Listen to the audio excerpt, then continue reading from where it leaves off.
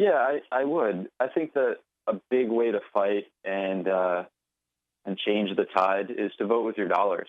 And I understand you guys have your affiliates and you have your sponsors, but how do you fight by voting with your dollar? What do you want to fight exactly? I'm not real clear. Big agra, the pharmaceutical industry, any sort of military-industrial complex, anything that you guys talk about. Well, Mark, you do the Localvore thing, right? You get the local foods and things? We grow a lot of our own food. Don't you buy the beef too locally? Yes, beef we do at home. We do pigs. But I really don't think that does anything. I think that's a preference. I like the idea of knowing where my food comes from. I like the idea of knowing, how the animals that I eat have been treated. Because as far as I'm concerned, pigs in this country are tortured. When you go and you get a pork chop out someplace else, the animal that you're eating has been tortured, as far as I'm concerned. So I want to see these animals treated better.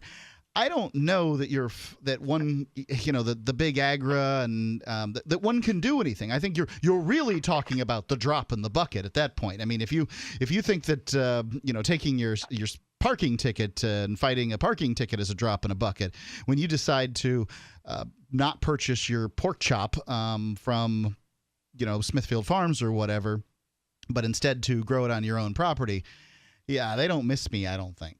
Yeah, but it does add up, right? I mean, if enough people adds up to what? Go ahead, Matt.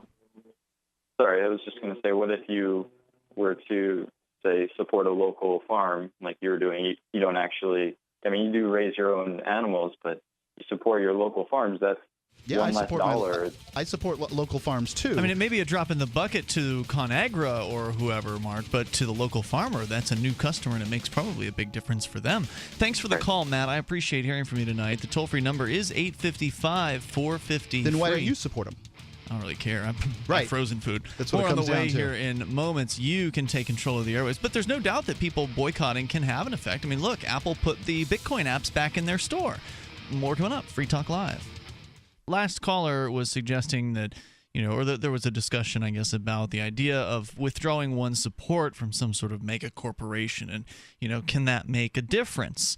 And I think that generally, one person doesn't make a difference to a mega corporation. They don't care. Your cell phone company doesn't care if you cancel your contract and go with one of their competitors. Ultimately, they'll have some sort of script they'll read to try to retain your business. They'll give you maybe a 10% discount. There's some sort of thing they will do to attempt to retain your business. But ultimately, you are a drop in the bucket. I definitely get that.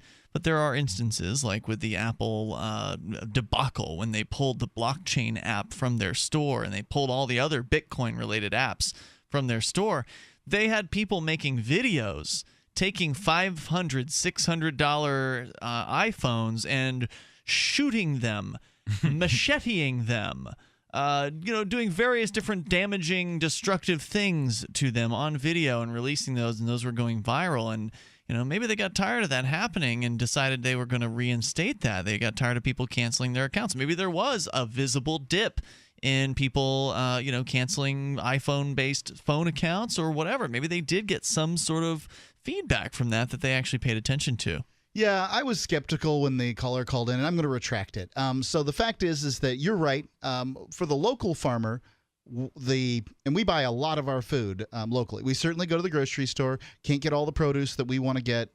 My wife does these sort of vegetable smoothies we call green drinks. You're just not going to find watermelons in New Hampshire. I just don't think that's going to happen. Yeah, you can grow watermelons in New Hampshire. I don't know what you're talking about. But I've never seen them sold at the grocery store or anything like that. You have never seen watermelons sold at the grocery store? From New Hampshire. I don't know whether they label them, how they label them, but we have grown watermelons at my house. So everything's fine as far as watermelon growing if you're committed to it. There's got to be stuff that you can't grow up here, though. Indeed. There certainly are long crops that take a long time that it might be more difficult, but I can't think of any of them off the top of my head. Things grow rather quickly here in New Hampshire, and they have crops that are specialized for it.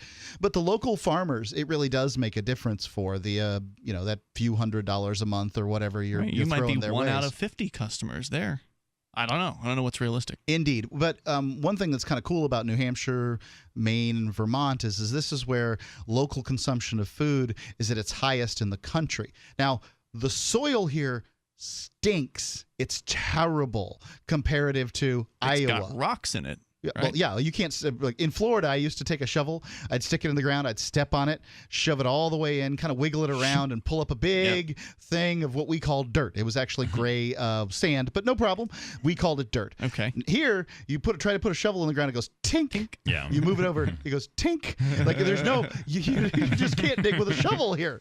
Anybody who wants to dig basically has to have a backhoe to do it. So what do? Do you have to put the dirt on top of the ground or something? One of those deals? You could. I dug a between 3 and 4 foot trench. It just was so hard, Ian. It took me days and days to do this. From my house to my boiler, let's call that 30 feet. I wanted to see what it was like, so I endeavored to take on this project, and I decided I'm never digging in New Hampshire again. I'm going to hire if it's worth digging, it's worth hiring somebody to come out with an excavator backhoe. or something. Yeah. Or a backhoe is an excavator on the back of a tractor. Gotcha. But yeah, that's the point I'd like to make is that we're empowered as an area. If for whatever reason the big one comes, now I don't know whether it will or not. It isn't going to be Iowa that's doing that great. We already have a local economy in place. People buying local in New Hampshire, it's a real thing. And Vermont and Maine, this whole area, it's huge here.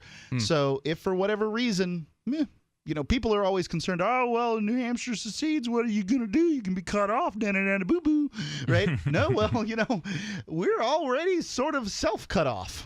Yeah, I think if we're cut off, then, we're going to lose all these benefits like war and income taxes and whatever will we do? And all the federal weapons restrictions that are only taking place in New Hampshire because of the federal government. So I am more than happy to lose all of those things. And, I find that I've entertained the idea of like, okay, let's do the, local organic food thing. And, I go to like the food co-ops and it's more expensive. Yeah, I can't justify that. I try to do it, but I think that the most important thing that a lot of us can do is, keep more money in our pockets, right? So if you want to boycott something, try to boycott the dollar and get into Bitcoin and silver and stuff like that. I mean, if you can make those things more desirable and make the dollar less desirable, go ahead and do that. But of course, so many of these things, so many of the things that we talk about on this show and all libertarian type things, it's all, well, if everybody does it or if enough people do it, and like it's so difficult to motivate. I think the whole point of liberty is understanding that we don't have all the same goals and motives and stuff like that, and trying to say, well, if everybody does this, well, you already sort of gotten away from the whole point. Yeah. So the reason that I eat organic at my house as best I can is it has little to do with it doesn't even have that much to do with local economies. It has to do with theft. It has to do with property rights violations. And when you look at the grains that are grown in this country, corn, wheat, the major grains grown through GMO crops. Now, I understand there's a lot of misinformation out there about GMO crops. I don't think they're poison. I think they're a property rights violation. Here's why. When you spray Roundup or pesticides and herbicides, whatever the brands may be, on these pesticide and herbicide resistant crops, which we'll see how long that they actually are pesticide and herbicide resistant. But when you spray that on them, there's going to be runoff. When and you can spray it indiscriminately at that point. You can just lay out, killing Mother Nature and her weeds and her bugs and all these things. You can do that. But then that stuff's going to run off. It has to run somewhere. It's going to run into the rivers. It's going to run into the creeks, the brooks, the streams, then the rivers, and then it's going to run down, in many cases, down the Mississippi, in most cases down the Mississippi. And there's a dead zone the size of New Jersey down the Mississippi. They don't know why exactly, probably because the people paying for the studies of the government and big agri, but it's not cool to let pesticides and herbicides run onto your neighbor's property. We'll come back with more. You can share your thoughts here on Free Talk Live at 855-450-FREE.